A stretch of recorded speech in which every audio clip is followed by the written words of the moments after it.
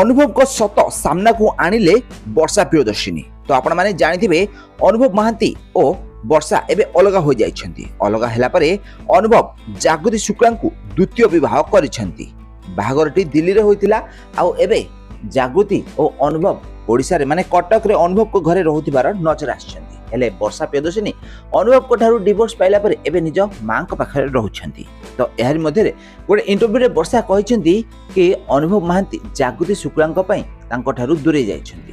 अनुभव जेतेबेले दिल्ली को जाइथिले सेठारे जागृतिंक सहित तांकर देखा होइथिला आउ सेही ठारू ही अनुभव पूरा बदल जाइथिले। ताहले धीरे धीरे जागृति शुक्ला मो घर परिवार को भांगिचंती बोली कहिचंती वर्षा प्रियदर्शिनी।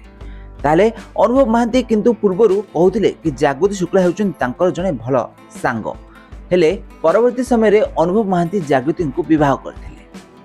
तो आपण माने जानिथिबे वर्षा प्रियदर्शिनी और अनुभव महांती 2010 मसिया रु परस्पर को भल पाइथिले। सारा ओडिसा रो लोक माने एही जोड़ी को बेस अधिक पसंद भी मध्य करुथिले। 2014 रे दुई जोड़ी एकाठी होइथिले। हेले परवर्ती समय रे कोनोसी कारणरु अनुभव और वर्षा को मध्य रे विवाद आरंभ होइथिला आउ एही विवाद एते मात्रा रे बढ़ी जाइथिला जे दुहे परस्परक सहित एकाठी रहि पार नथिले। अनुभव महांती सोशल मीडिया रे कहिथिले कि ए जन्म रे कोनोसी जन्म रे भी हेले वर्षा को से स्त्री भाबे देखिया रखिया पई चाहु नाहंती।